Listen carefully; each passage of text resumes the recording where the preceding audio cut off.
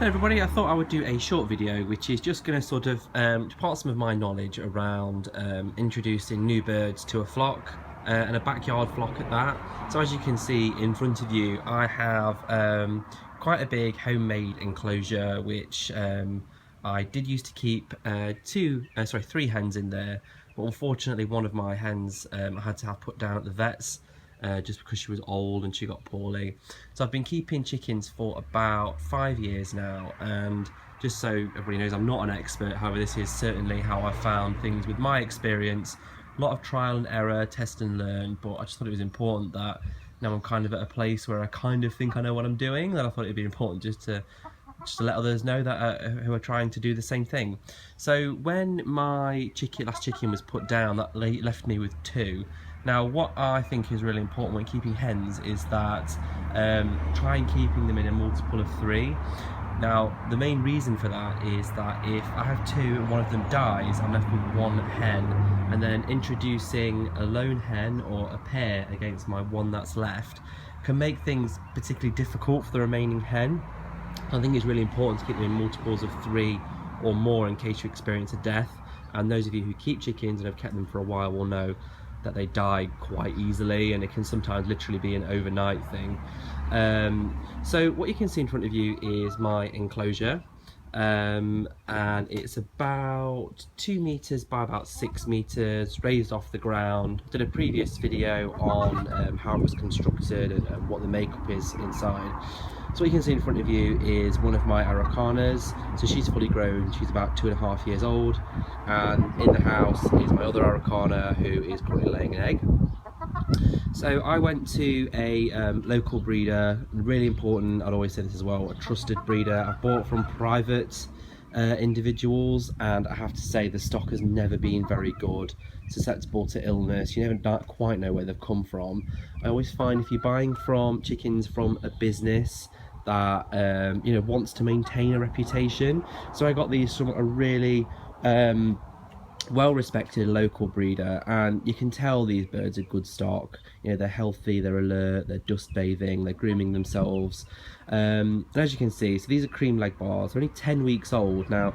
Admittedly, these are the youngest birds I've ever had, so if you listen very carefully, they are still tweeting, but they're lovely looking birds, and I'm really looking forward to seeing them grow and get bigger. So first of all, when you're introducing new birds, it's really important you do not chuck them all in together straight away, particularly when they're this young, or even birds that are fully grown. Do not put them in together straight away. What's really important is that the birds are given the opportunity to get used to the sight of each other without actually having to touch. When you introduce new birds, they will have a fight, and that is basically establishing sort of the pecking order, and that is where that term comes from. But birds that are this young just simply won't fight back. They will run away. They could get killed or seriously injured, and obviously nobody wants to see that. So what we have done is we've kind of erected this barrier in the run, which is just made of turf mesh, which we have attached using hooks at the top so it can be easily removed at the end, and we've used some cable and some gardening wire here as well just to keep it in place. What you can also see inside is you probably can't see actually, but there's a door cut out, so when we are ready to introduce, that door can be flattened, and the birds can then walk into each other's enclosures.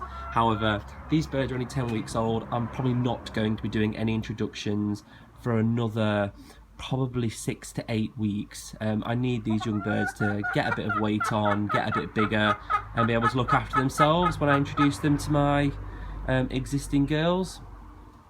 So what's really important is they've got all the usual stuff that they would need. So they've got a house to sleep in, they've got a dust bath over there, food, water, all that's covered as well. They also like to climb on that.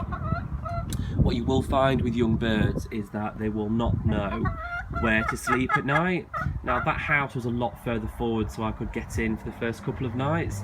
That's because they were sleeping on the roof. So when I got these two, they did exactly the same thing, so I know exactly what to expect.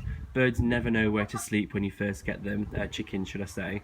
So gave them about 3 or 4 nights, and they just got it. I also think that's a good sign of good stock. I've bought other birds before that weren't from particularly great breeders, and they just didn't get it as quickly. I just think it's a sign of good stock, good breeding, these birds, when they get it quite quickly. That is just my opinion though. Now they've got it, I pushed that back, so they've got all this room here. And they're just sitting on wood chip. We've got little bits and things to do in there.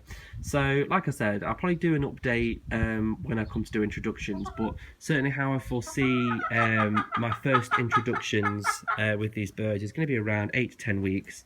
It will be supervised introductions in the evening.